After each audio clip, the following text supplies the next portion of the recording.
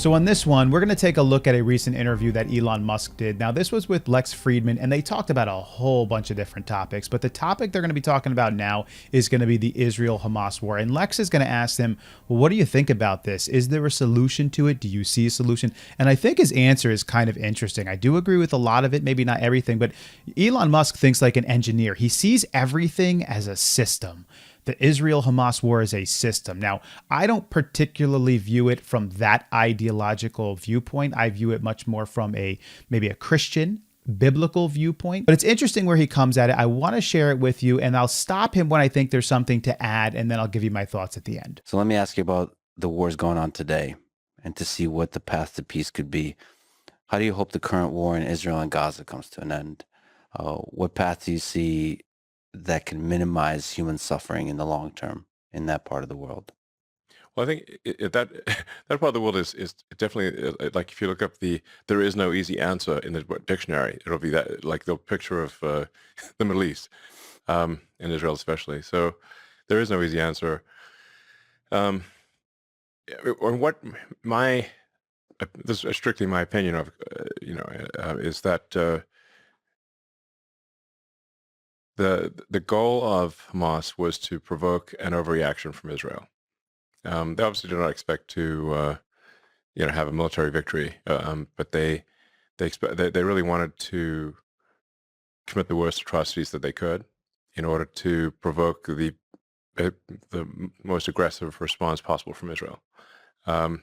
And then just quickly, I don't necessarily think that their goal was to provoke an aggressive response from Israel. I actually really believe that Hamas thinks that they can take Israel out. And I agree with the second point that they wanted to do the worst atrocities that they could. Yes, they did. But I do believe that they actually think they can take Israel out because they're relying on their God, Allah. So even if they're not capable, they think that that's going to take them through. So this over-aggressive response by Israel, I don't think is something that they were actually looking for. Leverage that aggressive response to rally Muslims worldwide for the cause of Gaza and Palestine, which they have succeeded in doing.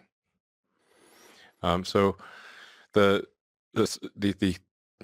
counterintuitive thing here, I think that the thing that I think should be done, even though it is very difficult, is that I would recommend that Israel engage in the most conspicuous acts of kindness possible. Everything. That is the actual thing that would thwart the goal of Hamas. So in some sense, the degree that makes sense in geopolitics, turn the other cheek, implemented. It's not exactly turn the other cheek, because I do think that there's, I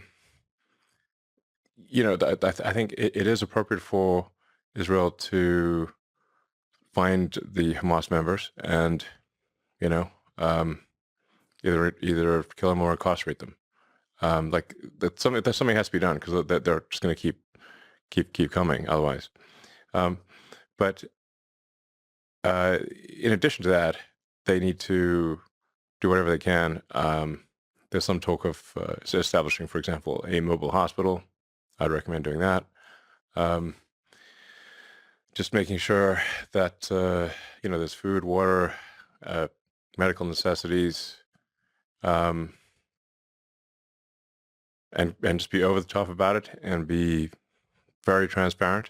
So that people can't claim it's a trick.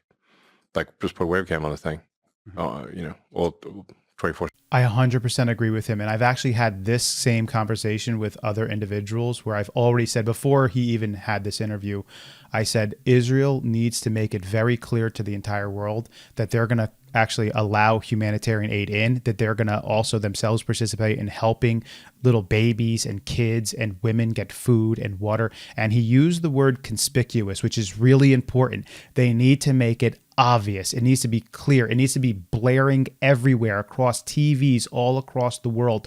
Israel is helping these people and they're going out of their way to help these people. And I know they are already doing that. And this is not getting out enough, but they have to be more conspicuous about it while at the same time precisely attacking Hamas and not relenting up on what their goals are for this war. Deploy acts of kindness. Yeah, conspicuous acts of kindness that are unequivocal, meaning they can't be somehow, because Hamas will then their response will be, oh, it's a trick. Therefore, you have to counter how is it not a trick. This ultimately fights the broader force of hatred in the region. Yes. And I'm not sure who said it. It's an apocryphal saying, but an eye for an eye makes everyone blind.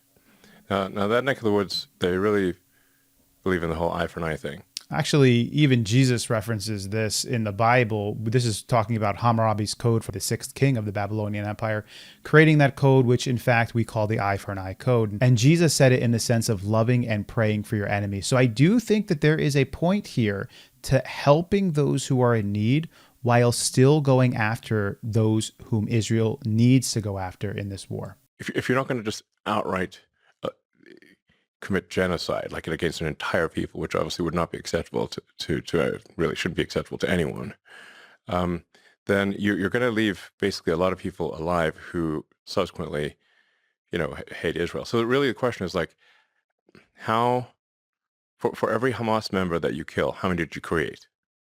Mm-hmm. And if you create more than you killed, you've not succeeded. That's the real situation there. And it's safe to say that if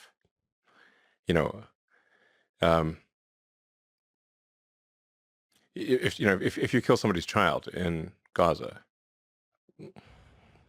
you've made at least a few Hamas members who will die just to kill an Israeli.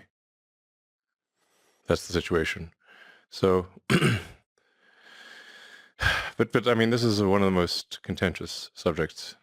This is a really tough point he's making, because if Israel doesn't go into Gaza, they're teaching their children at like super young age, like 2, 3, 4 years old, to hate Israel. So even if you don't kill, say like a mom or a dad or someone, if they could be a part of Hamas or not, and then now you're getting more Hamas members because of that, they would have raised them up for hatred towards Israel no matter what. So Israel's sort of left in the middle of a rock and a hard place here, because if they do something, then you get more Hamas members. If they don't do something, you get more Hamas members. I wish that he would have expounded upon that a little bit more, because I think he's being not unfair here, but I think he's just being a little too narrow in his thinking. That's why Israel has to be super careful how they do this. They have to be super precise, and they have to give untold amounts of humanitarian aid. They have to. It's unfortunate that Israel has turned away from God so much, because they could pour out upon these people and pour out the love of God upon these people. And especially, of course, those who are not involved in this, right? The women and the children mostly.